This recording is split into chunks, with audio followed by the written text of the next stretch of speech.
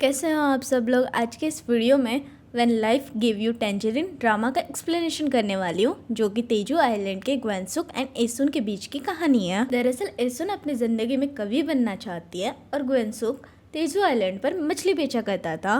दरअसल ग्वेनसुक का ना बचपन से ही कोई सपना नहीं होता है, इसलिए वह ना एसुन का पति बनना चाहता है। सो आइए अब हम लोग एपिसोड 1 की शुरुआत करते हैं। कहानी की शुरुआत में हमें एक वृद्धाश्रम को दिखाया जाता है, जहाँ पर रहने वाले लोग चित्र और कविता के माध्यम से अपने मन की भावनाओं को दर्शाते हैं। फिर हमें एसुन को दिखाया जाता है, जो कि अपने ड्राइंग बुक पर समुद्र का तस्वीर बना रही होती है। उसके बाद हमें एसुन के पास्ट की स्टोरी को दिखाया जाता है, जहाँ पर हमें एसुन की मम्मी को देखते हैं, जो कि समुद्र से सी फूड को पकड़ रही होती है। काफी समय बीत जाने के बाद एसुन अपनी माँ को माँ माँ करके ना पुकारती है और उन्हें बाहर आने के लिए कहने लगती है। तभी हम वहाँ पर ग्वेनसुक को देखते हैं, जो कि मछली की टोकरी लेकर आया हुआ होता है, जिसके गाल ना काफी ज्यादा लाल लाल होते हैं। तभी वहाँ पर उपस्थित मछुआरे एसुन और ग्वेनसुक को इस बात के लिए चिढ़ाने लग जाते हैं कि एसुन को ग्वेनसुक से शादी कर लेनी चाहिए, क्योंकि ग्वेनसुक एसुन से काफी ज्यादा प्यार करता है। उसके बाद एसुन और उसकी माँ अपने घर चले जाती है। घर आकर एसुन अपनी माँ को बताती है कि वह कविता के कंपटीशन में सेकंड आई है, लेकिन उसके माँ को इस बात से ना ज़्यादा कुछ फ़र्क नहीं पड़ता है, क्योंकि उसकी माँ ना ज़्यादा पढ़ी लिखी नहीं होती है। इसलिए वो ना सिर्फ समुद्र से सीपिया को पकड़ती है और वह एसुन को छिड़कर कहती है कि जाओ अपने दादी को जाके सुनाओ, क्योंकि उनका ख़ानदान तो पढ़ा लिखा है। तभी एसुन अपने माँ को बताती है कि उसकी दादी ना उससे प्यार नहीं करती, वहाँ पर उसके साथ भेदभाव किया जाता है। अच्छे मार्क्स और कंपटीशन जीतने के बाद भी उसको अच्छा खाना नहीं दिया जाता है। यह सब कहकर एसुन वहाँ से अपने घर चले जाती है। सीन शिफ्ट होता है और हम देखते हैं कि एसुन के स्टेप फादर अपने वाइफ से कहते हैं एसुन को अपने घर में रख लेना चाहिए, जिससे एसुन को माँ का प्यार मिल सके।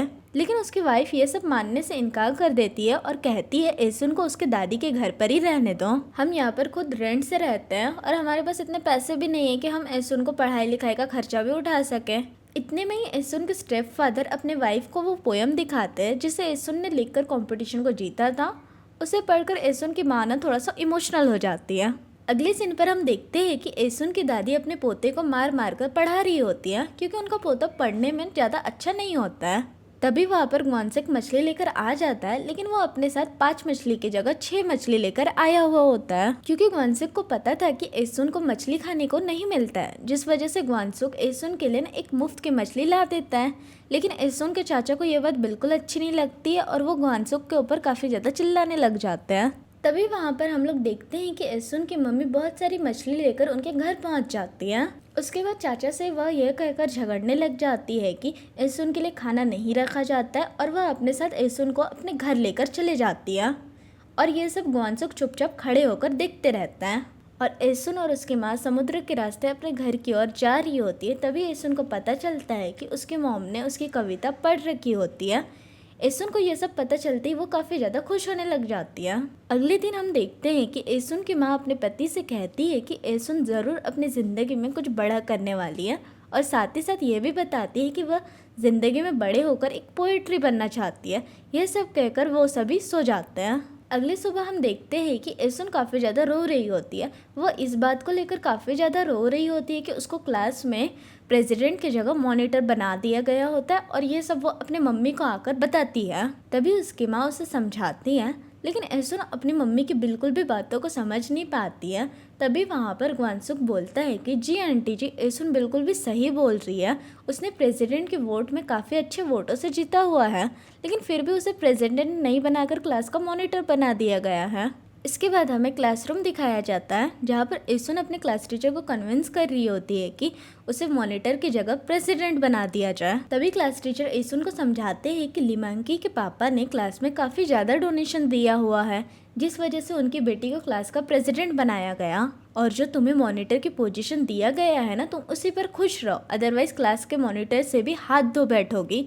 ये कहकर वो वहाँ से चले जाते हैं। अगले दिन एसुन की माँ को एसुन के क्लास टीचर से मिलने के लिए जाना होता है, लेकिन उसके पास अच्छे कपड़े नहीं होते हैं, जिस वजह से वह किसी और के खेतों में काम करने के लिए लग जाती है, जिससे उसे अच्छे कपड़े मिल सकें। अगले सीन पर हम देखते हैं कि एसुन की माँ स्कूल गई होती है। जहाँ पर अपनी बेटी की लिखी हुई पोएट्री को वो वॉल पर देखती है। उसके बाद वो कहने लगती है कि मेरी बेटी की पोएट्री को फ्रेमिंग नहीं करवाया है और जो बेकार लिखा हुआ है उसको फ्रेमिंग करवा कर रखे हैं। तभी वहाँ पर एसुन के क्लास टीचर पहुँच जाते हैं। इसके बाद वो क्लास टीचर को कन्विंस करने लग जाती है, जिसके लिए वो अपने घर से टीचर के लिए कुछ खाने पीने का सामान और कुछ पैसे लेकर आई हुई होती है, जिससे एसुन को क्लास के प्रेसिडेंट बना दिया जाए। उसके बाद एसुन और उसकी माँ घर की ओर जाते हैं। तभी रास्ते में एसुन अपनी माँ से पूछती है कि क्लास टीचर अब मुझे प्रेसिडेंट बना देंगे। इस पर जवाब देते हुए धीमे लहजे में उसकी माँ कहती है कि हाँ, मैंने तुम्हारे क्लास टीचर से बात किया है। तभी एसुन समझ जाती है और कहती है मुझे मॉनिटर बनने में ही मज़ा आ रहा है, मुझे प्रेसिडेंट नहीं बनना है। और वैसे भी प्रेसिडेंट केवल नाम का ही लीडर होता है, हम दोनों का काम तो एक ही जैसे होता है। और वह अपनी माँ से कहती है कि मैं बड़े होकर ना सबसे पहले आपकी ज़रूरतें पूरी करूँगी। जिसके बाद एसुन की माँ घर आकर सारी सिगरेट के पैकेट को ना आग में जला देती है। अगले सीन पर हम देखते हैं कि एसुन की दादी एसुन की माँ को झाड़ फूक कर रही होती है। एसुन की माँ काफ़ी दिनों से ना बीमार होती है, जिस वजह से घर वाले एंड उनके नेबर उसे गोताखोर करने से मना करते हैं। तभी एसुन गुस्से में आकर अपनी माँ के पोशाक को आग में जला देती है। ग्वेन्सुक ये सब बाहर से होता हुआ देख रहा होता है और वह अपने साथ एसुन के लिए मछली लेकर आया हुआ होता है, जिससे एसुन ना काफ़ी ज़्यादा चिड़ी हुई होती है और वो उसे अपने साथ लेकर समुद्र के किनारे चली जाती है। एसुन एक पत्थर उठाकर समुद्र की ओर फेंकती है और कहती है मेरी माँ का पीछा छोड़ दो, और अपनी माँ से दूर रहने के लिए रिक्वेस्ट करने लग जाती है। ग्वेन्सुक चुपचाप खड़े होकर ये सब देखता रहता है। फिर उसके बाद एसुन उसको अपने पास बुलाती है और पूछती है इस झोले में मेरे लिए क्या लेकर आए हो। इस पर वो जवाब देता है और कहता है इस झोले में चिकन है। तभी एसुन उससे कहती है क्या मैं तुम्हें भिखारी लगती हूँ, और चिढ़कर ग्वेन्सुक से कहती है मैं तुम्हारी कोई रिश्तेदार नहीं हूँ, प्लीज़ मेरे लिए ये सब करना बंद कर दो। उसके बाद ग्वेन्सुक एसुन को कन्विंस करता है और फिर वो दोनों साथ में बैठकर चिकन खाने लग जाते हैं। चिकन खाते हुए एसुन ग्वेन्सुक से कहती है तुम मेरे लिए चिकन लेकर आओ या मटन लेकर आओ, मैं फिर भी से तुमसे शादी नहीं करूँगी। बेचारा ग्वेन्सुक क्या ही करता, वह भी फिर बोल ही देता मुझे भी कौन सा तुमसे शादी करनी है। अगले सीन में हम लोग देखते हैं कि सभी लोग सो रहे होते हैं। तभी एसुन की माँ छुपके से एसुन को उठाती है और अपने साथ चलने के लिए कहती है। उसके बाद एसुन और उसकी माँ बाहर में साथ में बैठकर खाना खाते खाते बातचीत करने लग जाते हैं। तभी उस बीच एसुन की माँ उससे कहती है मैं काफ़ी ज़्यादा बीमार हूँ और मैं कभी भी मर सकती हूँ। और एसुन से कहती है अगर मैं मर गई तो तुम अपने चाचा के पास चले जाना और उनके पैर पकड़कर गिड़गिड़ाना और कहना कि मुझे अपने साथ रख लो। एसुन ये सब सुनकर काफ़ी ज़्यादा रोने लग जाती है। उसके बाद एसुन की माँ उसे लोरियां सुनाकर धीरे से सुला देती है और उस रात एसुन की माँ की डेथ हो जाती है। माँ के गुजर जाने के बाद एसुन काफ़ी ज़्यादा रोने लगती है। वह खाना पीना भी छोड़ चुकी होती है और सिर्फ रोते ही रहती है। तभी वहाँ पर ग्वेन्सुक आता है और उसे खाने के लिए बोलने लग जाता है। देखते ही देखते काफ़ी दिन गुजर जाते और खेत काफ़ी सालों से जो बंजर पड़ा हुआ था उस पर वह लोग गोभी की खेती करने लग जाते हैं। अगले सीन पर हम लोग देखते हैं कि एसुन अपने स्टेप फादर का घर छोड़कर जाना चाहती है, लेकिन उसके स्टेप फादर उसको कन्विंस कर लेते हैं यह कहकर कि वो उसे अच्छे स्कूल में एडमिशन करवाएंगे। यह सब सुनकर एसुन उनकी बातें मानकर रुक जाती है। कुछ दिनों तक सिर्फ ऐसा ही चलता रहता है। अब अगले सीन में हम लोग देखते हैं कि एसुन और ग्वेन्सुक काफ़ी ज़्यादा बड़े हो जाते हैं और वह दोनों मार्केट में गोभी और मछली बेच रहे होते हैं।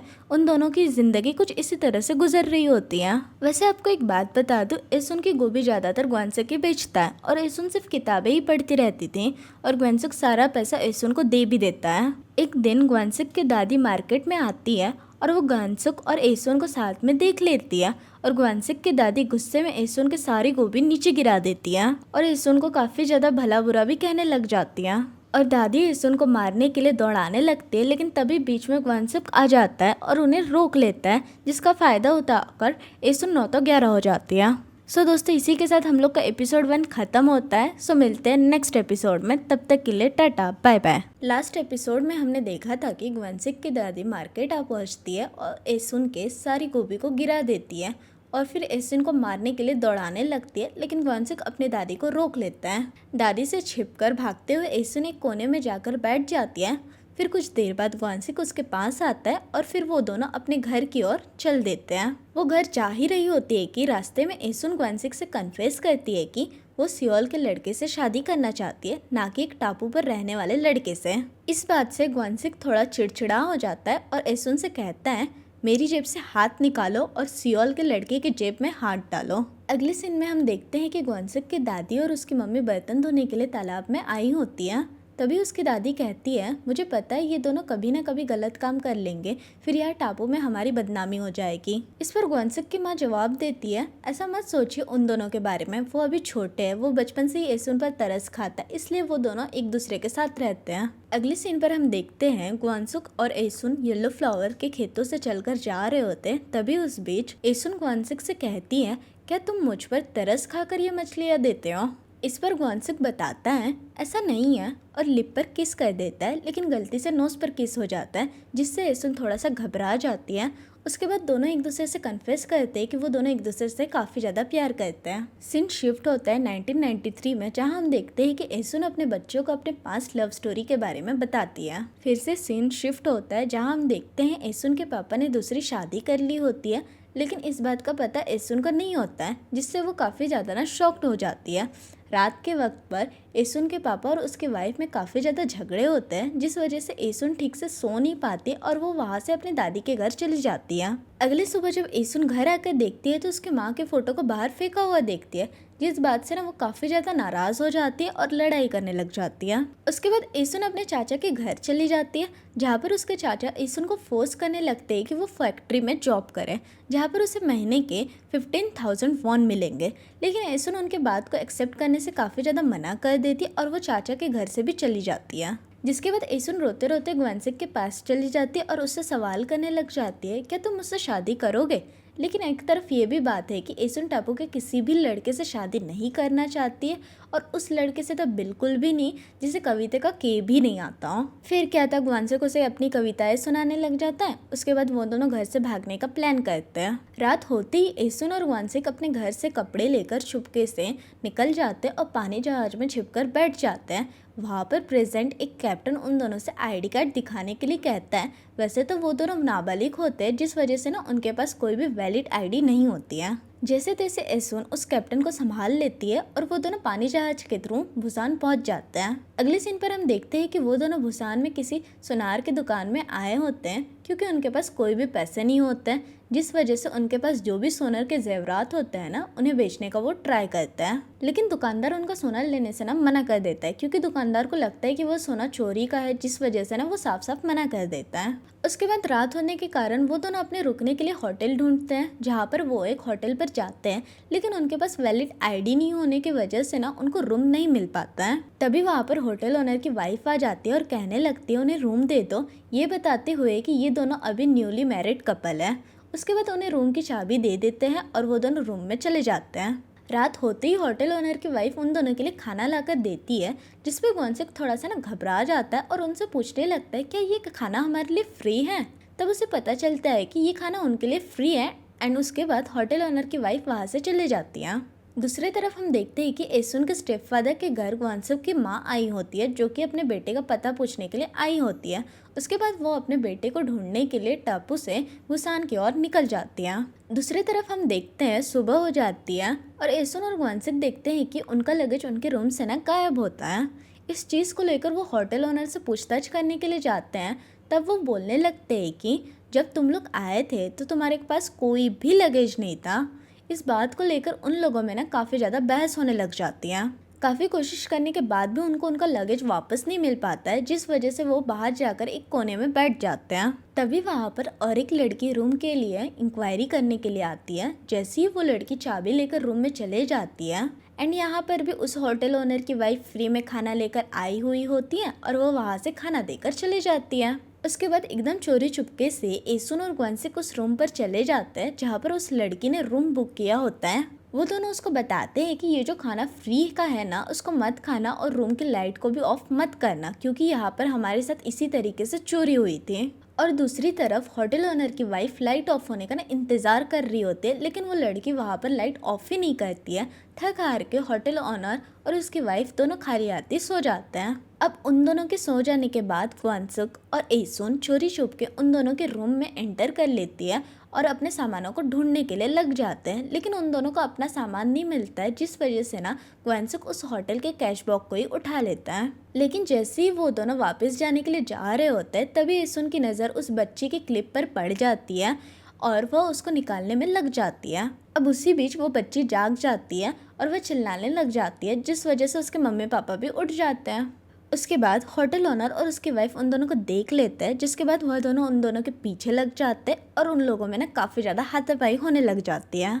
सो दोस्तों, इसी के साथ हमारा एपिसोड 2 खत्म होता है। सो मिलते हैं नेक्स्ट एपिसोड में, तब तक के लिए टाटा बाय बाय। एपिसोड की शुरुआत में हम देखते हैं कि एसुन और ग्वानसिक पुलिस स्टेशन में बैठे हुए होते हैं। असल में उनकी मिसिंग कंप्लेंट भी फाइल हुई थी, जो कि ग्वानसिक की माँ ने की थी। तभी वहाँ पर ग्वानसिक की माँ भी पहुँच जाती हैं और अपने सोने का मेढक के बारे में पूछने लग जाती हैं। अगले सीन में हम देखते हैं कि होटल ओनर की वाइफ वो सोने के मेढक और हीरे जवाहरात को बेचने के लिए उस सुनार की दुकान में गई होती हैं। वहाँ उस सोने के मेढक को अपना बताकर उसे बेचने की कोशिश करती हैं, पर दुकानदार को यह शक होता है कि वो सोने का मेढक चोरी का है, इसलिए दुकानदार वह सोने के मेढक को खरीदने से साफ साफ मना कर देती हैं। उसके बाद सीन शिफ्ट होता है होटल में, जहाँ ग्वानसिक की माँ होटल ओनर की वाइफ से झगड़ने लगती है और उनसे अपना सोने के मेढक को मांगने लगती हैं, लेकिन होटल ओनर की वाइफ उसे देने से साफ साफ मना कर देती हैं।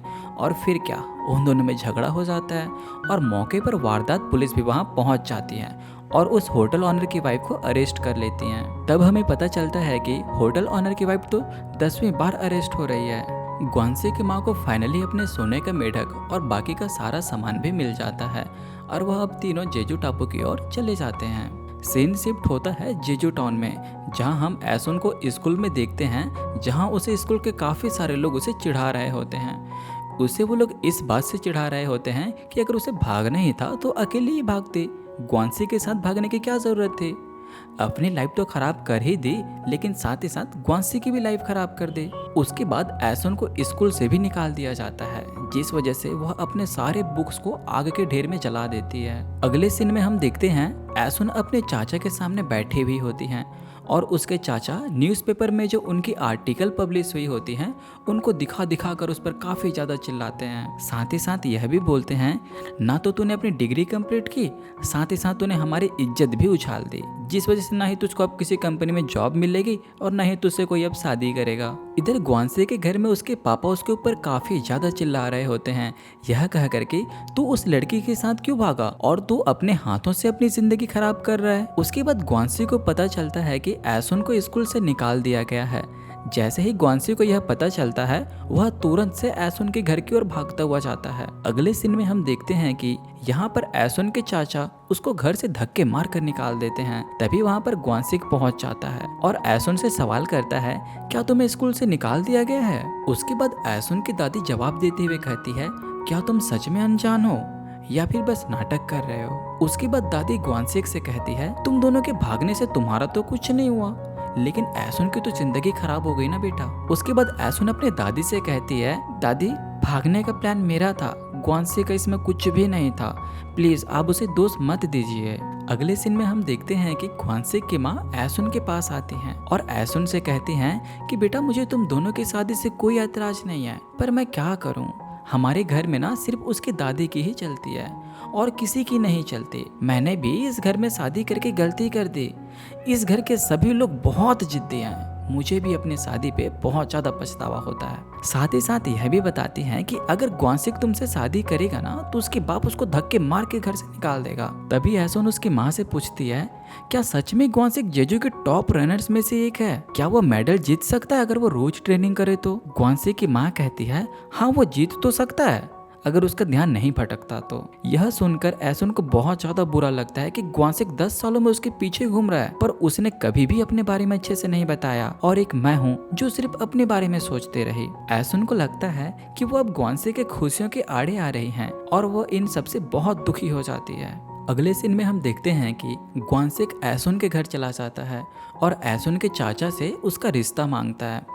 उसके बाद एसुन के चाचा ग्वानसिक से कहते हैं, क्या तुम सच में एसुन से शादी करना चाहते हो। अच्छा चलो मैंने मान भी ली तुम्हारी बातें कि तुम सच में उससे शादी करना चाहते हो, लेकिन पहले तो मुझे तुम एक बात बताना, तुम उससे शादी करने के बाद रखोगे कहाँ पर? तभी वहाँ पर एसुन आ जाती है और कहती है मैं तुमसे शादी करना नहीं चाहती। तभी ग्वानसिक कहता है लेकिन मैं तो करना चाहता हूँ। तभी एसुन ग्वानसिक से कहती है तुम्हें क्या लगता है अगर तुम मुझसे शादी नहीं करोगे तुम कोई भी मुझसे शादी नहीं करेगा। और आखिरी में उससे कहती है इससे शादी करने से पहले मैं मर जाऊंगी। और यह कहते हुए वो डोर को लॉक कर देती है। अगले सीन पर हम एसुन को एक कैफे पर बैठे हुए देखते हैं जहां वो सांगिल नाम के एक आदमी के साथ बैठकर सूप पी रही होती हैं। सांगिल नाम का व्यक्ति जीजू का एक अमीर आदमी होता है। एक्चुअली दोनों एक दूसरे से शादी की बात करने के लिए आए हुए होते हैं। सूप पीते हुए सांगिल एसुन से कहते हैं कि वो ऑलरेडी शादीशुदा है और उसे अपने बच्चों का ख्याल रखने वाली वाइफ की जरूरत है। और तो और उस इंसान को एसुन के पास्ट लाइफ में सब कुछ पता था, लेकिन वह यह कन्फेस करता है कि उसे एसुन के पास्ट लाइफ से कोई फर्क नहीं पड़ता। अगले सीन पर हम देखते हैं एसुन की आंटियां जो उसकी मम्मी के साथ गोताखोरी पर जाते थे, वो सभी लोग ग्वानसी के घर आए हुए होते हैं और ग्वानसी की माँ और उसकी दादी को काफी कुछ बुरा बोलते हैं क्योंकि उसके घर वाले ग्वानसी की शादी एसुन से नहीं करवा रहे थे। उनका यह मानना है कि अगर एसुन उस अंकल जैसे दिखने वाले इंसान से शादी करेगी तो उसका जिंदगी खराब हो सकता है। इस टॉपिक पर बात चल ही रहा होता है तभी वहाँ पर ग्वानसिक आ जाता है और तब उसे सब कुछ पता चल जाता है कि एसुन की शादी होने वाली है, वो भी एक ऐसे इंसान से जो ऑलरेडी शादीशुदा था। सीन शिफ्ट होता है और हम एसुन को सांगिल के साथ देखते हैं जहाँ पर वो दोनों साथ चलते हुए घर की ओर जा रहे होते हैं। तभी सांगिल अपनी पुरानी गिफ्ट जो कि ऑलरेडी किसी और की थी उस गिफ्ट बॉक्स में से नेम प्लेट को हटा देता है और एसुन को दे देता है, जिस पर एसुन कहती है तुम मुझे किसी और का गिफ्ट क्यों दे रहे हो। इस पर सांगिल कहता है अगर तुम्हारी नई शादी होती तो मैं तुम्हें नए जरूर कपड़े दिलाता और नए नए गिफ्ट्स भी देता, लेकिन तुम्हारी तो यह दूसरी शादी है ना। साथ ही वो एसुन से यह जानने की कोशिश भी करता है कि जब ग्वानसिक और एसुन बुसान भागे थे तब वहाँ पर उन दोनों के बीच क्या क्या हुआ था। एसुन उसके इस बात पर काफी ज्यादा गुस्सा हो जाती है और वो उनसे उल्टा सवाल करना चालू कर देती है और कहती है कि तुमने अपनी शादी से पहले अपने बीवी के साथ कितनी रातें गुजारी थी। इतना कहते ही वहाँ पर ग्वानसिक आ जाता है और उसे और अपने साथ खींच ले जाता है। वे दोनों येलो फूल के बगान में चले जाते हैं जहाँ पर ग्वानसिक एसुन को रिंग पहना देता है और कहता है यह रही रिंग और अब से तुम मेरी हो। और एसुन से कहता है कि उस 30 साल के अंकल से शादी ना करें जिसके ऑलरेडी 2 बच्चे हैं। लेकिन एसुन ग्वानसिक की एक भी बात नहीं मानती, वो बस एक अमीर इंसान से शादी करना चाहती हैं क्योंकि उसका बचपन काफ़ी ज़्यादा गरीबी में गुजरा है और वह यह नहीं चाहती कि उसकी आगे की ज़िंदगी भी गरीबी में गुजरे। यह कहते हुए वो रिंग को फेंक देती है और उसे अपने से दूर जाने को कहती है। अगले सीन पर हम देखते हैं कि ग्वानसिक अपनी जेजो टापू छोड़कर वहाँ से जा रहा होता है, लेकिन वो अभी भी एसुन की राह देख रहा होता है क्योंकि वो बस आखिरी बार एसुन को देखना चाहता है। ग्वानसिक की माँ और उसकी दादी उसे सी ऑफ कर रही होती हैं। तभी हमें पता चलता है कि ग्वानसिक की माँ उस दिन जब एसुन से मिलने गई होती हैं तब वो एसुन को टोटली ब्रेन वॉश कर दी होती है जिससे कि एसुन ग्वानसिक से शादी ही ना करे। वो एसुन को इमोशनल ब्लैकमेल करके ग्वानसिक से दूर कर देती है। बस यही एक वजह थी कि एसुन ग्वानसिक से शादी करने के लिए इनकार कर दी थी और वो उस रिंग को उतार के फेंक दी थी। हम देखते हैं कि एसुन अपने शादी के लिए वेडिंग ड्रेसेस की नाप दे रही होती हैं।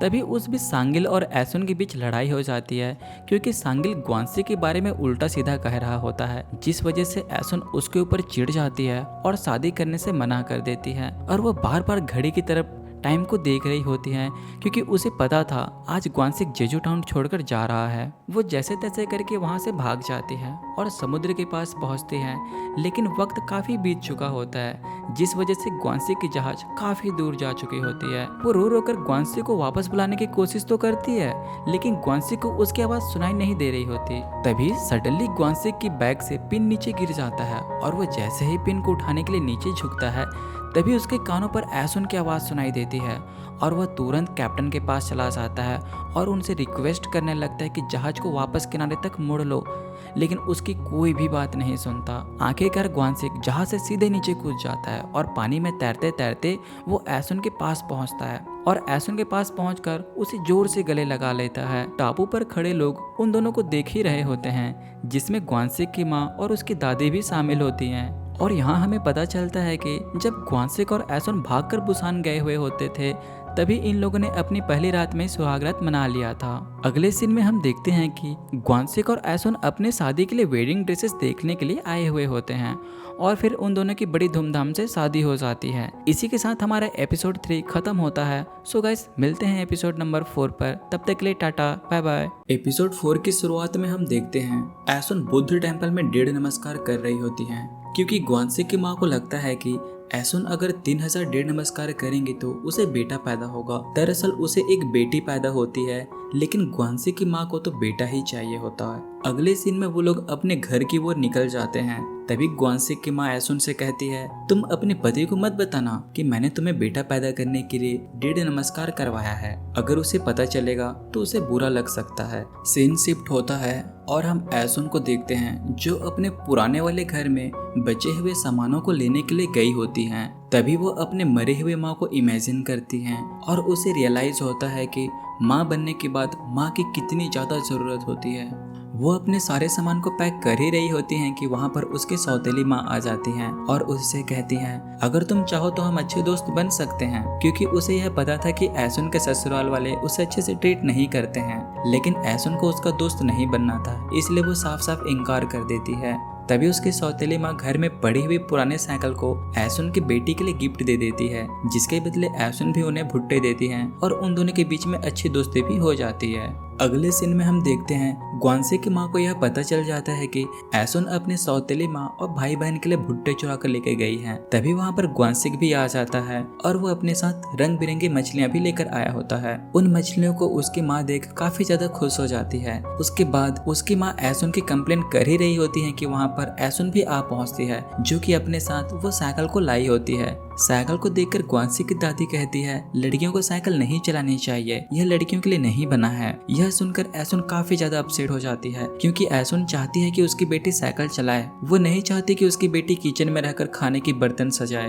वो अपनी बेटी के लिए सब कुछ करना चाहती है जिससे उसकी बेटी आजाद होकर अपनी जिंदगी को एंजॉय कर सके। अगली सुबह एसन मटर राइस बना रही होती है। तभी उसकी दादी उसके ऊपर मटर के दाने से नजर उतारती है। उसकी दादी को लगता है कि उसकी माँ की आत्मा उसके ऊपर है, जिस वजह से वो हर रोज सुबह एसन की नजर उतारने लग जाती हैं। तभी वहाँ पर ग्वानसेक की माँ भी आ जाती हैं, जिसको देखकर उसकी दादी कहती है, ऐसी हाल से औरतों को तो नरक में भी जगह नहीं मिलती। यह कहकर वो वहाँ से चली जाती है। अगले सीन में हम देखते हैं सभी एक साथ बैठकर खाना खा रहे होते हैं। तभी ग्वानसेक अपने घर वालों को बताता है कि वह एक कबाड़ी वाले से 2001 की एक साइकिल अपनी छोटी बहन के लिए भी लेकर आया हुआ होता है। इधर एसन की बेटी मटर राइस खा रही होती है और तो और उसे मटर काफी ज्यादा पसंद होते हैं। तभी उसकी प्लेट में से मटर खत्म हो जाती है, जिसे देखकर ग्वानसेक अपने टेबल छोड़कर अपनी बेटी की टेबल की ओर मुड़ जाता है और वो अपने कटोरे से आधा मटर अपनी बेटी के प्लेट में डाल देता है। उसकी माँ यह सब होता देख उसे काफी ज्यादा गुस्सा आता है और वो ग्वानसेक से कहती है, तुम्हें इधर बैठकर खाने की क्या जरूरत हो गई। तभी वो कहता है, अब से मैं आपके साथ बैठकर खाना खाऊंगा।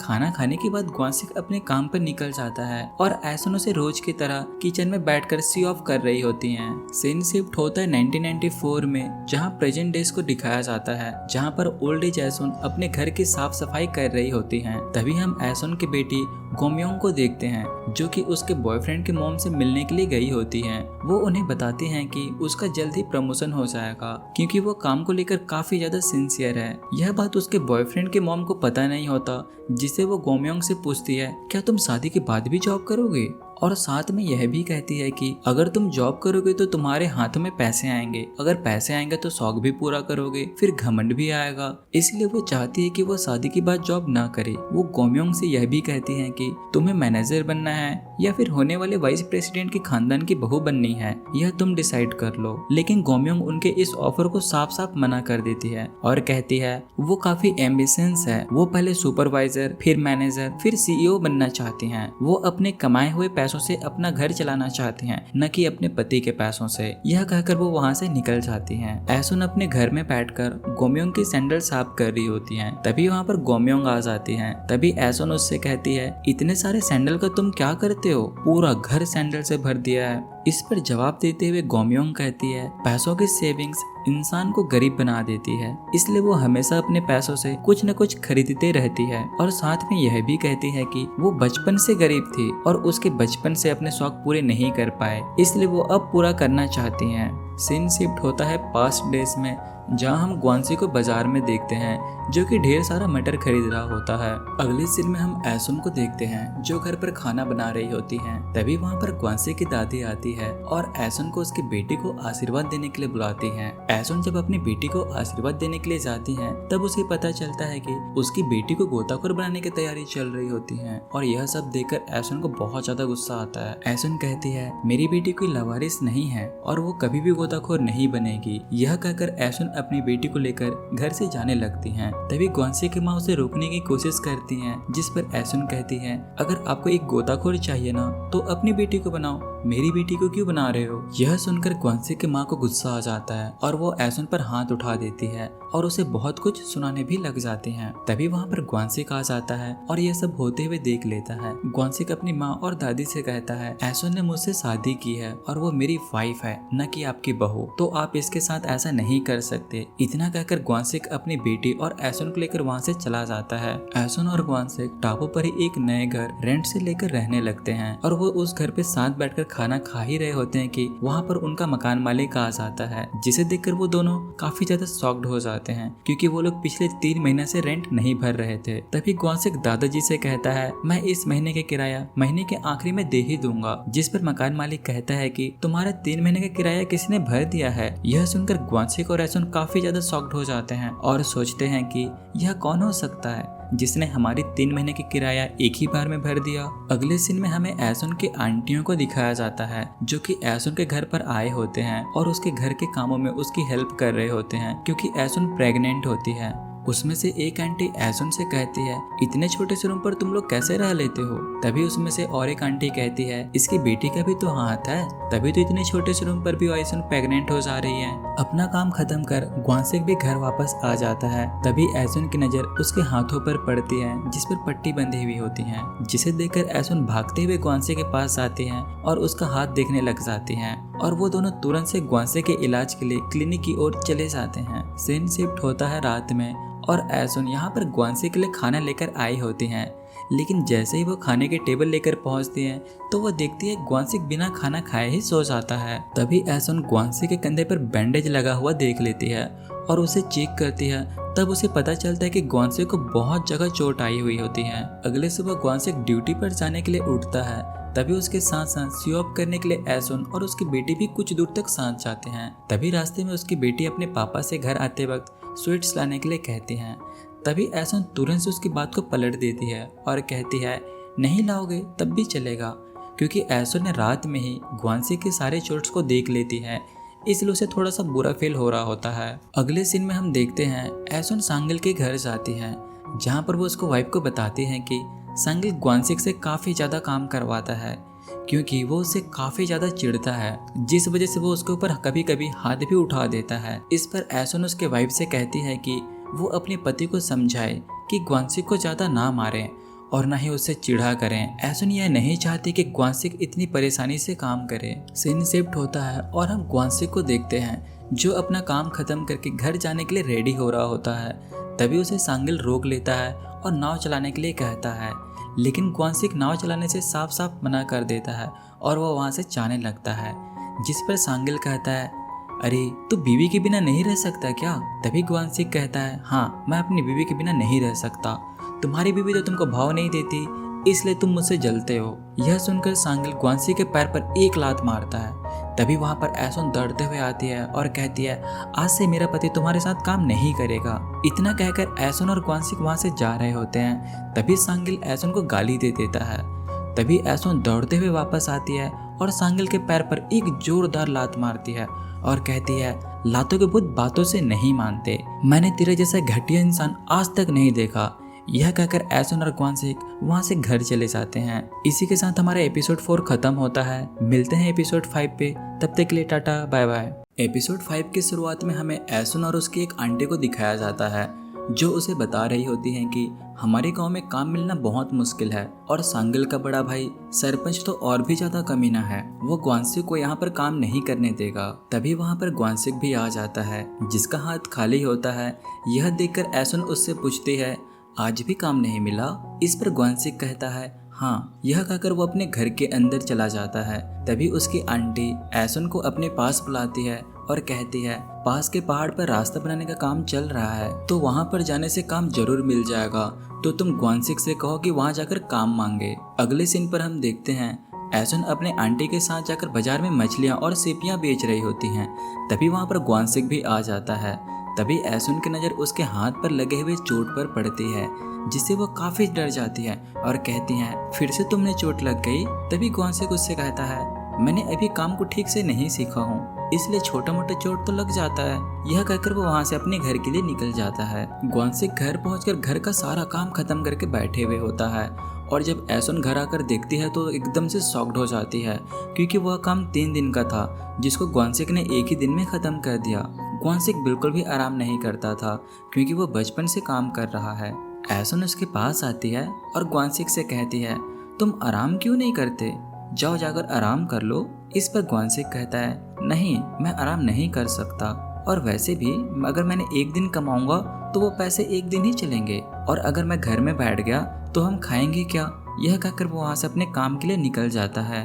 अगले सीन पर हम देखते हैं एसन अपने घर पर चावल बनाने के लिए ड्रम से चावल निकाल रही होती हैं।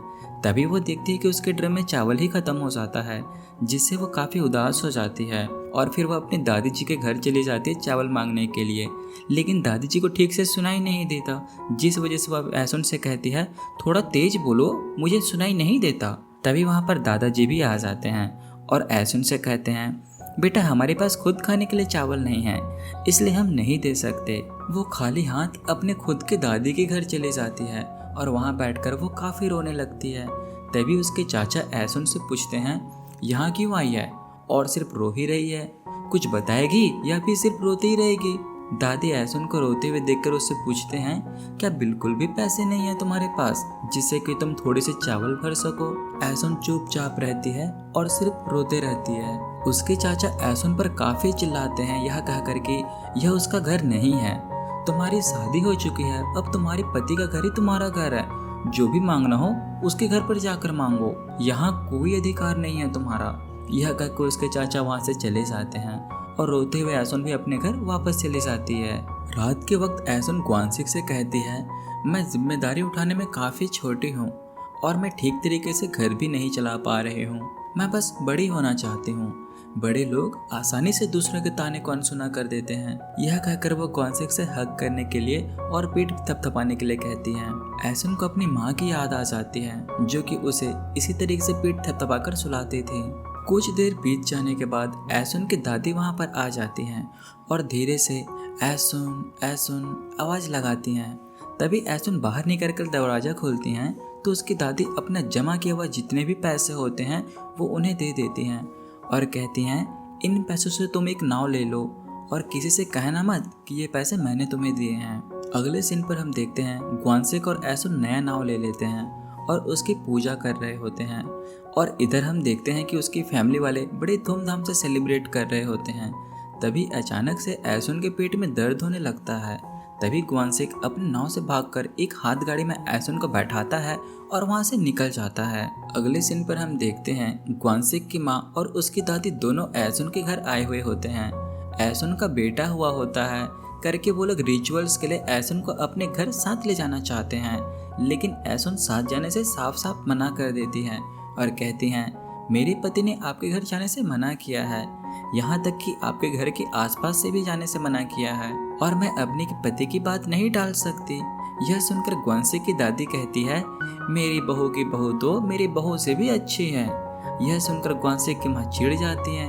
तभी वहाँ पर अपने बेटे को पीठ पर लाकर ग्वानसिक भी आ जाता है और अपनी माँ से कहता है आज फिर आपने एसन को कुछ कहा। तभी एसन कहती है तुम्हारी माँ मुझसे खुश है, अब मैं उनकी पसंदीदा बहू जो बन गई हूँ क्योंकि मैंने एक बेटा को जन्म दिया है। सीन शिफ्ट होता है रात में और हम देखते हैं ग्वानसिक बूढ़े दादाजी से कहता है कि हम अब घर खाली करना चाहते हैं क्योंकि हमने अब नया घर ले लिया है।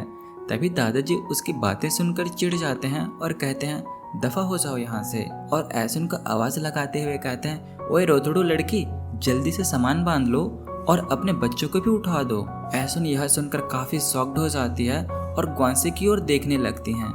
तभी ऐसन को पता चलता है कि उसने एक नया घर ले लिया है। सीन शिफ्ट होता है और हम ग्वांसिक और ऐसन को अपने नए घर पर देखते हैं। दरअसल वो नया घर ऐसन का पुराना घर ही होता है। तभी उसने अपनी पुरानी यादें ताज़ा हो जाती हैं और वह काफ़ी इमोशनल हो जाते हैं। अगली सुबह वो लोग उस घर पर पूरी फैमिली के साथ शिफ्ट हो जाते हैं। सीन शिफ्ट होता है रात में, जहाँ ऐसन के सपने में उसकी माँ आई हुई होती हैं और उसके घर की साफ सफाई कर रही होती हैं। ऐसन उनसे कहती है इतनों दिनों बाद आए हो, आपको मेरी याद नहीं आती क्या? आप बहुत खुश हो गए ना क्योंकि हमने नया घर जो ले लिया है। जिस पर ऐसन की माँ कहती है पता है तुम्हारी पड़ोसन ने नई गाड़ी खरीदी है, तुम लोगों को भी एक गाड़ी ले लेनी चाहिए थी। ऐसन कहती है ग्वांसिक ने काम किया है तभी तो हमने ये नया घर खरीदा है, एक दिन गाड़ी भी खरीद लेंगे। तभी ऐसन की माँ कहती है ठीक है, पर ये बात भूलना मत कि तुम्हारे पड़ोसी के पास एक गाड़ी भी है। इतना कहते ही ऐसन नींद से उठ जाती है और अपने बेटे को उठाकर उसे पड़ोसन को बुलाने के लिए भेजती हैं। उसके बाद ऐसन और पड़ोस वाली आंटी उनकी गाड़ी में हॉस्पिटल के लिए निकल जाते हैं। सीन शिफ्ट होता है कुछ महीनों बाद, जहां ऐसन खाना खा रही होती हैं और वहीं उसका सबसे छोटा बेटा भी होता है जो कुछ समय पहले ही पैदा हुआ था। वहाँ उसकी दादी और ग्वांसे की माँ भी होती हैं। दादी ग्वांसे की माँ से कहती हैं तुमने तो सिर्फ 2 बच्चों को जन्म दिया है, पर यासुन ने तो 3 बच्चों को जन्म दिया है। सबसे पहले गोमयोंग आई, फिर जिसने हमारी किस्मत का दरवाजा खोला, फिर और 2 बेटे हुए। और अपनी बहू को टोंट मारते हुए कहती है मेरी बहू की बहू तो मेरी बहू से 100 गुना नहीं 1000 गुना अच्छी है। यह सुनकर ग्वांसे की माँ थोड़ा चिढ़ जाती है। सीन शिफ्ट होता है जहाँ सांगिल और गांव वाले अगले सरपंच और उप सरपंच बनने की बात पर डिस्कस कर रहे होते हैं। तभी ऐसन की एक आंटी कहती है सांगिल तुम सरपंच बन जाओ और ऐसन उप सरपंच बनेगी। जिस पर सांगिल कहता है जैसे देश का प्रेसिडेंट चुनता है कि कौन उसके साथ काम करेगा, और जाहिर सी बात है सरपंच तो मैं ही बनूंगा क्योंकि सरपंच के पद के लिए अकेला मैं ही खड़ा हूँ, इसलिए उप सरपंच कौन बनेगा यह केवल मैं फैसला करूंगा। जिस पर ऐसन कहती है अगर ऐसी बात है तो मैं सरपंच पद के लिए खड़े हो जाती हूँ। उप सरपंच बन के ऐसे आदमी के नीचे काम करने से तो अच्छा है मैं सरपंच ही बन जाऊं। और अगर 2 लोग इलेक्शन में खड़े होंगे तो लोगों को मौका तो मिलेगा वोट करने के लिए, और ज्यादा से ज्यादा क्या होगा मैं हार जाऊंगी, और क्या इलेक्शन लड़के देख लेते हैं क्या होता है। ऐसन की बातें सुनकर गांव वाले भी उसका सपोर्ट करने लग जाते हैं। इस तरह सांगिल डर जाता है और ऐसन को उप सरपंच बनाने के लिए मान जाता है। इसके बाद सांगिल सरपंच और ऐसन उप सरपंच बन जाती हैं। सीन शिफ्ट होता है जहां ऐसन और सांगिल बालरूम डांस करने वालों को पकड़ रहे होते हैं। ऐसन देखती है कि बाथरूम के अंदर कोई छिपा होता है। जब ऐसन नीचे से झांक कर देखती है तो उसे एक बच्ची और एक औरत का पैर दिखाई देता है। ऐसन जब अंदर जाकर देखती है तो पता चलता है कि वो और कोई नहीं बल्कि सांगिल की वाइफ और उसकी बेटी होती है। ऐसन उन्हें देखकर काफी शॉक्ड हो जाती है, पर वह किसी को नहीं बताती और उन्हें वहां से निकलने में मदद भी करती हैं। उसके बाद दोनों माँ बेटी उस बाथरूम के खिड़की से निकलकर भाग जाते हैं, लेकिन भागते हुए उसे पीछे से लोग देख लेते हैं और उसे पकड़ने के लिए सभी भागते हैं। तभी ऐसन उन्हें आवाज लगाती है मैं इन्हें संभाल लूंगी, आप उनके पीछे मत भागो, मैं उनके पीछे जाती हूँ। इस तरीके से वो उन दोनों को बचा लेती है। सीन शिफ्ट होता है एक शॉप पर जहाँ ऐसन सांगिल की वाइफ के लिए सैंडल खरीद रही होती हैं, क्योंकि भागते वक्त सांगिल के वाइफ का एक पैर का सैंडल टूट जाता है। ऐसन सांगिल की वाइफ से कहती है अगर तुम पकड़ी जाती तो अखबारों की सुर्खियों में होती, क्या तुम इतनी बोर हो जाती हो या फिर उड़ाने के लिए बहुत पैसे हैं तुम्हारे पास? सांगिल की वाइफ कहती है अगर मैं वहाँ नहीं जाती तो अब तक पागल हो जाती, किसी को मार देती या खुद मर जाती। जब मैं घर पर होती हूँ ना तो बाल नोचने का मन करता है, पर जब भी मैं डांस करती हूँ तो सारे गम भूल जाती हूँ, इसलिए मैं बालरूम डांस क्लास जाती थी। ऐसन पूछती है क्या अब भी सांगिल तुम्हें परेशान करता है? जिस पर सांगिल की वाइफ कहती है वो इंसान सुधरने वालों में से नहीं है, वो अब भी मुझ पर हाथ उठाता है और गाली देता रहता है।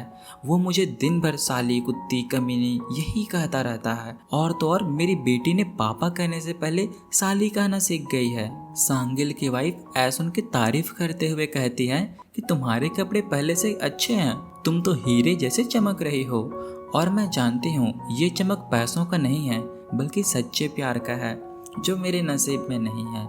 जिस पर ऐसन कहती है अगर वो इतना बुरा है तो छोड़ क्यों नहीं देती उसे, वो कोई महान इंसान तो है नहीं जिसे छोड़ने पर तुम्हें अफसोस होगा। इसके बाद वहां से जाते हुए रास्ते में सांगिल की वाइफ ऐसन से कहती हैं कि तुमने सांगिल को इसी वजह से छोड़ दिया ना, अच्छा होता तुम मुझसे शादी कर लेती तो आज मेरी जगह पर तुम होते और मैं बच जाती। इसके बाद वो अपनी बेटी से कहती है देखो बेटा, तुम अपने पापा जैसे इंसान से कभी शादी मत करना, ये जो आंटी खड़ी है ना इनके पति जैसे लड़के से ही शादी करना। इसके बाद सीन शिफ्ट होता है ग्वानसिक पर, जो कि अपनी नाव को पेंट कर रहा होता है और ऐसन उसे खड़े होकर देख रही होती है क्योंकि उनका मानना है कि औरतों को नाव पर नहीं जाना चाहिए, इससे समुद्र देवता गुस्सा हो जाते हैं। ग्वानसिक कहता है तुम्हारी हैंडराइटिंग मुझसे ज़्यादा अच्छी है, अगर तुम लिखोगे तो ज़्यादा अच्छा दिखाई देगा। यह कहकर ग्वानसिक ऐसन को नाव में आने के लिए कहता है। तभी ऐसन कहती है नाव में औरतों का जाना सही नहीं है, समुद्र देवता नाराज हो जाएंगे और नाव में छेद कर देंगे, फिर नाव डूब जाएगी। जिस पर ग्वानसिक कहता है मैं इन सब बातों को नहीं मानता, मेरे लिए तो तुम सभी मेरा सब कुछ हो, तुमने ही मेरी जिंदगी संवारी है, इसलिए बात मानो और नाव में आ जाओ। इसके बाद ऐसन ग्वानसिक और उनके बच्चे सब नाव में बैठकर समुद्र में जाते हैं, जहां ऐसन समुद्र देवता से कहती है मैं वैसे भी किसी समुद्र देवता को नहीं मानती, मुझे खुद पर यकीन है, भला मेरी बेटी का अपने पापा के नाव में जाना कैसे अशुभ हो सकता है। उसके बाद ऐसन नाव पर नाम लिखती है, जिसके बाद ऐसन इमोशनल हो जाती हैं और कहती हैं कि अब तो हमारे पास नाव भी है और खुद का घर भी है, बच्चे हैं, सब हैं हमारे पास। जिस पर ग्वानसिक कहता है तुम खुश तो हो ना। ऐसन कहती है हाँ मैं बहुत ज़्यादा खुश हूँ। जिसके बाद ग्वानसिक और ऐसन को किस कर लेता है और यहीं पर हमारी एपिसोड 5 खत्म होता है। एपिसोड की शुरुआत में हम देखते हैं ऐसन अपने कपड़े को उठा रही होती है क्योंकि बाहर बहुत तेज आंधी तूफान चल रही होती है। वो अपने सभी कपड़े को उठाकर घर के अंदर आ जाती है। तभी उसका छोटा बेटा खाना खाने के बीच में ही उठकर टॉफी खाने के लिए उठ जाता है और घर पर रखे टॉफी की बोतल को निकालने की कोशिश करता है, लेकिन वो बोतल ऊपर से नीचे गिर जाता है। जिस पर ऐसन उस पर चिल्ला देती है। ऐसन के चिल्लाने पर उसका छोटा बेटा रोने लग जाता है और वो उसे हग करने के लिए कहता है। तभी वहाँ पर गोम्योंग की दोस्त आकर ऐसन से कहती है आंटी गोम्योंग का एक्सीडेंट हो गया है। तभी वो वहाँ से दौड़ते हुए गोम्योंग को देखने के लिए बाहर जाती हैं। तभी उसके पीछे पीछे उनके दोनों बेटे भी घर से ढूंढने के लिए बाहर निकल जाते हैं। ऐसन और गोम्योंग घर आकर देखते हैं तो उनके दोनों बेटे घर पर दिखाई नहीं देते। तभी वो अपने पड़ोस वाली आंटी से पूछती है क्या आपको पता है मेरे बेटे कहाँ हैं? तभी वो आंटी कहती है मुझे तो नहीं पता, मैं तो सोई हुई थी। यह सुनते ही गोम्योंग और ऐसन शॉक्ड हो जाते हैं। तभी वहाँ पर एक आंटी के साथ उनका एक बेटा आता है जो कि समंदर के किनारे गया हुआ था। उसे देखकर ऐसन को थोड़ा सा अच्छा फील तो होता है, लेकिन उनका छोटा बेटा अभी भी घर नहीं आया होता। तभी वो अपने बेटे से पूछती है कि छोटा बेटा कहाँ पर है, जिसे वो जवाब देता है वो तो घर पर ही था। ये सुनकर ऐसन और भी ज्यादा शॉक्ड हो जाती है। ऐसन और उसके सभी साथी उनके छोटे बेटे को ढूंढने के लिए निकल जाते हैं। काफी ढूंढने के बाद भी उनके बेटे का कुछ पता नहीं चलता। आखिर में उसे एक आंटी बताती है कि उनके छोटे बेटे की मौत हो चुकी है, जिसे देखकर ऐसन और उसके गांव वाले काफी रोने लगते हैं। ऐसन को अभी भी यकीन नहीं हो रहा होता है कि उसका छोटा बेटा मर गया है और उसे गले लगाकर रोने लग जाती है। तभी वहाँ पर ग्वानसिक भी आ जाता है और अपने मरे हुए बेटे को देखकर वो बहुत ज्यादा रोने लगता है। सीन शिफ्ट होता है रात में, जहां हम ऐसन को देखते हैं जो अपने मरे हुए बच्चों को याद करके काफी ज्यादा रो रही होती है। वो अपने बच्चों को याद करती हैं और सोचती हैं कि उसे लास्ट टाइम गले लगा लेती, और यह सोच सोचकर और भी ज्यादा रोने लगती है। कई दिन गुजर जाते हैं। ग्वानसिक की माँ ऐसन से कहती है बेटा तुम्हारे और तो बच्चे हैं, उनको संभालो, उन्हें तुम्हारी जरूरत है। यह कहकर वह वहाँ से चली जाती है। तभी ऐसन को अपनी माँ की बातें याद आने लगती है और वो अपनी माँ की कही हुई सभी बातों को याद करती है और अपने अंदर हिम्मत भरकर उठती है। उसकी माँ ने उसे सिखाया है कि गोताखोर की जिंदगी आसान नहीं होती है बेटा। उसकी माँ ने जिंदगी से कभी हार नहीं माना, इसलिए वो ऐसन को भी यही सिखाई है कि अपनी जिंदगी से कभी हार मत मानना। वो उठकर घर के बाहर आती है तो वो देखती है उसका छोटा बेटा अपने दोस्तों के साथ कुछ बैठकर खाना बना रहा होता है। तभी वो उनके साथ जाकर बैठती है और वो अपने बेटे से पूछती है, क्या तुम मुझसे अब भी नाराज हो? तुम जिंदगी भर मुझसे बात नहीं करोगे क्योंकि मैंने तुम्हारे भाई को नहीं बचा पाई? तभी ऐसन का बेटा जवाब देते हुए कहता है, मैं आपसे नाराज नहीं हूँ, आप मुझसे नाराज हो। तभी तुरंत से ऐसन उसे गला लगा लेती है और वो दोनों काफी रोने लगते हैं। तभी वहाँ पर गोम्योंग भी आ जाती है और अपने साथ टोकरे में कुछ लेकर आई हुई होती है। यहाँ अंदर रूम में ग्वानसेक उसके आंसर शीट देख रहे होते हैं जहाँ पर उसे पता चलता है कि उसकी बेटी को अच्छे मार्क्स मिले हैं, लेकिन उसकी बेटी ने अपने पापा को इस बारे में नहीं बताया था। अपने छोटे भाई की मौत के गुनाहगार गोम्योंग खुद को मानती थी। वो कहती है कि अगर मैं उस दिन तूफान में साइकिल चलाने नहीं जाती तो आज मेरा छोटा भाई हमारे साथ होता। यह सुनकर ग्वानसेक और गोम्योंग दोनों रोने लगते हैं। तब ग्वानसेक और ऐसुन को पता चलता है कि छोटे भाई के खोने का गम इन दोनों बच्चों को भी है। अगले सीन पर हम देखते हैं ग्वानसेक पिछले 3 दिन से खाना नहीं खाया होता है, जिस वजह से आज वो हिम्मत जुटाकर खाना खाकर वो अपने काम पर निकल जाता है। तभी वहाँ पर उसका बेटा आ जाता है और वो अपने पापा से पूछता है, पापा आज आप क्या पकड़ोगे? ग्वानसेक जवाब देते हुए कहता है, आज मैं एक स्पेशल तरीके की मछली पकड़ूंगा और तो मैं उसे मार्केट में नहीं बेचूंगा बल्कि उसे आज मैं घर लेकर आऊंगा। आज हम लोग सब साथ बैठकर खाना खाएंगे। यह कहकर वो वहाँ से निकल जाता है। अगले सीन में हम देखते हैं ऐसुन और ग्वानसेक समंदर किनारे अपनी दुकान को बंद कर रहे होते हैं। तभी ग्वानसेक कहता है, आज तो काफी सारी मछलियाँ और सेपियाँ थी, फिर तो आज अच्छी कमाई हुई होंगी। वो यह भी कहता है कि उन पैसों से वो अपनी बेटी के लिए एक नया बैग ले लेंगे। यह सुनकर ऐसुन थोड़ी चिढ़ जाती है और वो वहाँ से जाने लगती है। ग्वानसेक और ऐसुन चलते चलते समंदर के किनारे आ जाते हैं। तभी ऐसुन ग्वानसेक से कहती है, मैं समंदर से कोई भी एहसान नहीं लेना चाहती क्योंकि इस समंदर ने उसके पेरेंट्स को और उसके बच्चे को मार दिया है, लेकिन मुझे मजबूरन इस समंदर की मदद लेनी पड़ रही है। तभी ग्वानसेक ऐसुन से कहता है, हम ऐसे कब तक रोते रहेंगे? अगर ऐसे ही दिन चलता रहा तो हमारे बच्चे पर बुरा असर पड़ सकता है। हमें खुद को संभालना होगा, तभी तो हम अपने बच्चों को संभाल पाएंगे। तभी ऐसुन अपने मरे हुए छोटे बेटे को याद करती है और ग्वानसेक से कहती है, अगर मैं उस दिन बाहर नहीं गई होती तो आज हमारा बेटा हमारे साथ होता। इस पर ग्वानसेक उसकी पीठ थपथपाते हुए कहता है, अगर दोस्त देना ही है तो समुंदर को और कायनात को दो जिसने हमसे हमारा बेटा छीन लिया। उस इंसिडेंट में हमारे किसी भी फैमिली मेंबर की कोई गलती नहीं थी, लेकिन तब हमें पता चलता है कि ग्वानसेक मन ही मन किसी न किसी एक को तो दोषी मान ही रहा होता है और वह अंदर ही अंदर घुट रहा होता है। सीन शिफ्ट होता है 30 साल बाद का, जहां ग्वानसेक हॉस्पिटल में एडमिट होता है। तब ऐसुन को पता चलता है कि इतने सालों तक ग्वानसेक खुद को ही अपने छोटे बेटे की मौत का जिम्मेदार मानता था। अगले सीन में हम देखते हैं ग्वानसेक एक फॉर्म में अपने मरे हुए बेटे के बारे में लिख रहा होता है। लिखते लिखते वो बहुत ज्यादा इमोशनल हो जाता है और वहीं पर वो रोने लगता है। सीन शिफ्ट होता है जहाँ ऐसुन कपड़े सुखा रही होती है। इसके बाद ऐसुन किचन में अपने बेटे के लिए खाना बनाने जाती है, जहाँ ऐसुन देखती है किचन में बहुत सारे खाने का सामान रखा होता है जिसे उसे मकान मालिक और उसके आंटियों ने रखा होता है, क्योंकि जब ऐसुन का छोटा बेटा मर जाता है तब ऐसुन और ग्वानसेक सिर्फ दोनों ही अंदर से पूरी तरीके से टूट जाते हैं, जिस वजह से ऐसुन और ग्वानसेक अपने दोनों बच्चों पर ध्यान नहीं दे पा रहे थे। तब के गाँव वाले ने उन बच्चों का ध्यान रखा होता है। अब सीन शिफ्ट होता है जहाँ दादाजी ऐसुन को अंडे देने जा रहे होते हैं। तभी उनकी वाइफ कहती है, ऐसे मत जाओ, उन्हें लगेगा कि तुम उन पर तरस खा रहे हो। जिस पर दादाजी कहते हैं, ये मुर्गियों के पहले अंडे हैं,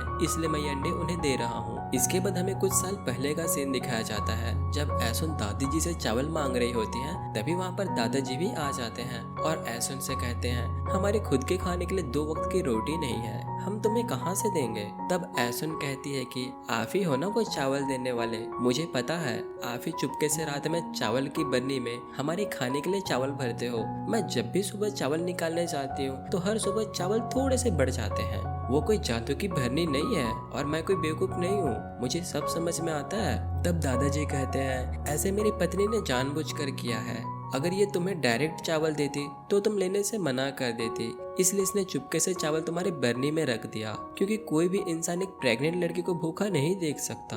अब सीन शिफ्ट होता है जहाँ ऐसुन की सौतेली माँ घर छोड़कर जा रही होती है। तभी वो रास्ते में ऐसुन की मकान मालिक यानी दादाजी से मिलने आई होती हैं और वो ऐसुन के 3 महीने का किराया दे देती हैं। यह देखकर ऐसुन के पापा और उसके सौतेली माँ के बीच में काफी ज्यादा बहस हो जाती है। ऐसुन की सौतेली माँ उसके पापा से कहती है तुम्हें ऐसुन के कॉलेज के पैसे दे देने चाहिए थे। तभी इसका जवाब देते हुए ऐसुन के पापा कहते हैं हाँ अब मैं उसके कॉलेज की पढ़ाई के लिए पैसे दे दूंगा, भले ही इसके लिए मुझे लोन लेने की नौबत पड़ जाए तो मैं लोन ले लूंगा और ऐसुन की कॉलेज की फीस भर दूंगा। ऐसुन की सौतेली माँ अपने पति को काफी टोंट मारती है और अपने पति से कहती है तुमने ऐसुन को पत्ता गोभी का खेत तो दिए, लेकिन वो असल में खेत नहीं पत्थर से भरा हुआ खेत था। बेचारी उस लड़की ने अपने छोटे छोटे हाथों से ग्वांसे के साथ जोते हैं और पत्ता गोभी उगाए हैं और तुमने आज तक ऐसुन के लिए किया ही क्या है। अगर मैं ऐसुन के लिए 3 महीने का 10,000 वॉन दे भी दिए तो क्या इतना में एहसान मुक्त तो नहीं हो जाएंगे ना हम लोग, क्योंकि ऐसुन की जिंदगी हम दोनों के शादी के बाद ही खराब हुई है। अब प्रेजेंट डेज का सीन दिखाया जाता है जहां ऐसुन घर के बाहर अपनी बेटी गोम्योंग की बेसब्री से इंतजार कर रही होती है और तभी वहां पर गोम्योंग भागते हुए आती हैं और अपनी मम्मी को बताती हैं कि उसे कॉलेज में एडमिशन मिल गया है। यह सुनकर ऐसुन बहुत ज्यादा खुश हो जाती है क्योंकि ऐसुन का भी बचपन में सपना था कि वह भी कॉलेज की पढ़ाई करे, पर उसके घर वाले और बच्चों की जिम्मेदारी की वजह से वो नहीं कर पाई थी। सीन शिफ्ट होता है कॉलेज इवेंट में जहां ऐसुन गोम्योंग को चिल्लाते हुए बुला रही होती है। तभी वहां पर एक औरत कहती है आपकी बेटी का नाम भी गोम्योंग है, मेरे हस्बैंड का नाम भी गोम्योंग है। इसके बाद ग्वानसेक ऐसुन और गोम्योंग को फोटोशूट के लिए बुलाता है, जिस पर उस औरत का बेटा कहता है लाइए मैं आपकी फोटो खींच देता हूँ। इसके बाद वो उन तीनों की फोटो खींचता है। तभी वो वहाँ पर कैमरा को गोम्योंग पर फोकस करता है, जिसे देखकर ग्वानसेक को बिल्कुल भी अच्छा नहीं लगता। सीन शिफ्ट होता है ऐसुन के घर पर जहाँ ग्वानसेक उन फोटोज को देखकर गुस्सा हो रहा होता है और कहता है हम तीनों का फोटो लेने को कहा था और उस बेशरम ने सिर्फ गोम्योंग का ही फोटो लिया है। जिस पर ऐसुन कहती है तुम्हें क्या लगता है कि वो दोनों बुसान गए होंगे। इस पर ग्वानसी कहता है आखिर वो दोनों बुसान क्यों जाएंगे। तब ऐसुन कहती है तुम किसी और की बेटी को लेकर जा सकते हो पर तुम्हारी बेटी किसी और के साथ नहीं जा सकती। तुम तो अभी से उसकी इतना चिंता कर रहे हो, जब उसकी शादी हो जाएगी तब क्या करोगे। सीन शिफ्ट होता है जहाँ गोम्योंग उसी लड़के के साथ बैठी होती है जो कॉलेज इवेंट में उस टाइम पर मिला हुआ था। तब हमें पता चलता है कि वो दोनों तो रिलेशनशिप पर होते हैं। अगले सीन पर देखते हैं ओल्ड एज ऐसुन और ग्वानसेक दोनों एक दूसरे का हाथ पकड़कर बात करते हुए चल रहे होते हैं। तभी ऐसुन ग्वानसेक से कहती है क्या हम अपना पत्ता गोभी का खेत बेच दें। तब ग्वानसेक कहते नहीं हम उसे नहीं बेच सकते, अगर तुम सब कुछ बेच दोगे तो आखिर में तुम्हारा क्या ही बचेगा। यह सुनकर ऐसुन कहती है आपको अपनी बेटी से ज्यादा तो आपको अपनी बीवी पर प्यार है। ऐसुन अपने पुराने दिनों को याद करती है और काफी बेटर फील करती है। वो अपने फर्स्ट नाइट, पहला घर, पहला नाव और पहले बच्चा इन सबको याद करके वो काफी ज्यादा खुश हो जाती है। इसी के साथ हमारा एपिसोड 6 खत्म होता है। मिलते हैं नेक्स्ट एपिसोड में, तब तक के लिए बाय बाय।